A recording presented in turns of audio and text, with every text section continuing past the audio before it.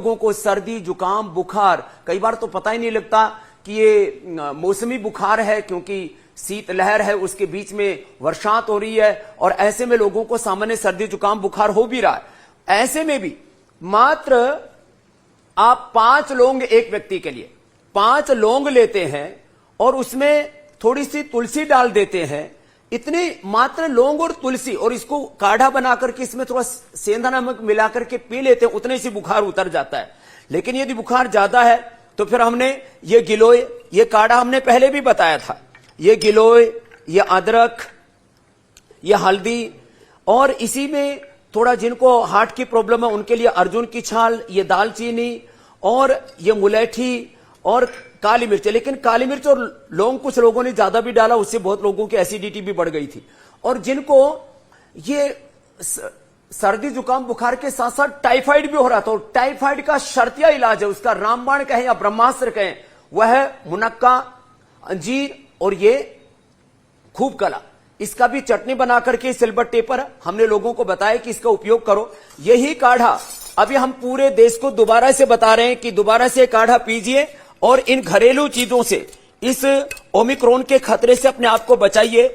ज्यादा लापरवाह मत होइए, क्योंकि आपकी थोड़ी सी लापरवाही आपको किसी बड़े संकट में डाल सकती है। आपको अभी लग रहा है कि मेरे अंदर तो माइल्ड लक्षण है, माइल्ड से आप कभी भी मॉडरेट हो सकते हो, इसलिए मैंने ये काढ़े के बारे में बात की। ये हमने हल्दी वाला दूध पूरे देश को बताया था, गोल्डन मिल्क के नाम से पूरी दुनिया में भी ये प्रसिद्ध हुआ, क्योंकि सबके पास में तो इतना पैसा नहीं है कि वो केसर जो है डाल सके, क्योंकि ये केसर ये तो सबके लिए उपलब्ध कराना एक चैलेंजिंग जॉब होता है। लेकिन हमने ये हल्दी वाला दूध और इसके साथ में इसमें यदि शिलाजीत ड्रॉप डाल करके और च्यवनप्राश ले लिया जाए, और च्यवनप्राश के साथ साथ हमने तो एक अभी जो है ये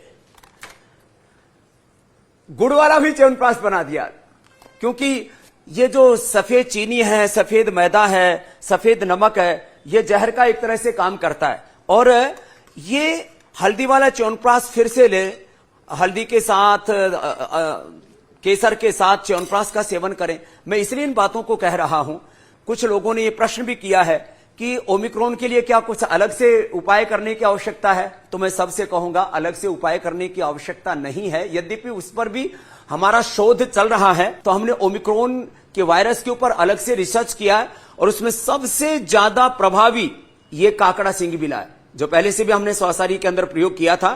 तो एक काकड़ा सिंह एक सिंगल ड्रग भी ओमिक्रॉन के लिए पर्याप्त है। बाकी गिलोय, तुलसी, ये जो काढ़ा है ये भी उस पर बहुत प्रभावी है। और एक खास बात कहना चाहता हूं, जिनको गला खराब हो जाता है, सर्दी जुकाम तो इससे मिट जाता है, गले में दर्द होता है, तो गले के दर्द के लिए हमने एक बहुत विशेष प्रयोग किया। 100 ग्राम एलोवेरा का लीफ ले लें, इसमें 10 ग्राम कच्ची हल्दी डाल लें और इसको मिक्सी में घोट करके और इसको उबाल लें, फिर ये लिक्विड हो जाएगा। और उसमें फिर 2-3 ग्राम सेंधा नमक डाल के गरारा करने से कितना ही भयंकर गला खराब हो, एक बार के ही गार्गिल गरारे करने से गले में राहत मिल जाती है। बहुत बड़ी बात मैं बता रहा हूं। इसी से जुड़ा हुआ दूसरा प्रश्न इंडिया टीवी की हमारी मीनाक्षी बहन ने पूछा है कि बहुत लोगों ने काढ़ा पिया और काढ़ा पी करके लोगों की एसिडिटी बढ़ गई। तो इसमें एक बात तो यह कहना चाहूंगा कि इसमें लौंग और काली मिर्च, अदरक और हल्दी थोड़ा कम डालें, गिलोय की मात्रा अच्छी रखें, और एक गिलोय में बहुत मोटे मोटे दाने से होते हैं, वो गिलोय का इस्तेमाल ना करें, एकदम प्लेन। और ये छोटे छोटे दाने वाली जो गिलोय होती है ये इसमें ज्यादा प्रभावी होती है। तो ज्यादा मसालों का इस्तेमाल ना करें, तो एसिडिटी बढ़ने की बात ही नहीं। एक भ्रांति पिछली बार जैसे हमने गिलोय के और तुलसी आदि के बारे में बताया, तो एक रिसर्च जर्नल का हवाला देकर के कुछ लोगों ने कहा था कि इससे लीवर खराब होता है। उसी रिसर्च जर्नल ने पतंजलि का रिसर्च पेपर अडॉप्ट किया, और ये अब मानना पड़ा उसको कि जिन लोगों का लीवर खराब हुआ था उन्होंने गिलोय के कारण से नहीं हुआ, बल्कि गिलोय से लीवर ठीक होता है, और जिन लोगों का लीवर खराब हुआ था उनको पहले से ही लीवर की प्रॉब्लम थी।